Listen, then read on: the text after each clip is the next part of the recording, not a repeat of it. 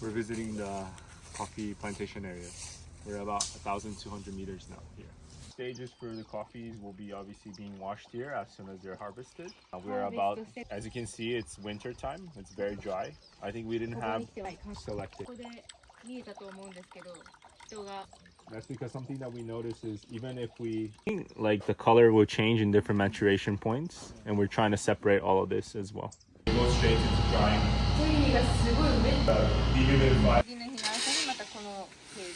This is the first leaves that come out from the seed, and these are basically to be consumed as food for the initial seedling. これなんかフードになるみたい。フードとしても消費できる。で、次に出てくる葉っぱがこういうトラディショナル。Hey guys, so we are first day here at the farm, Fazenda Um. We have some wonderful guests to try our coffees. We're going to be touring the farm. Right now we're going to try all the lots available for this year. So cupping is an experience where we try all the samples in different levels. These will be in different quality levels, especially for customers to select what they enjoy in terms of flavor, in terms of variety, and it's basically a quick evaluation of the coffees.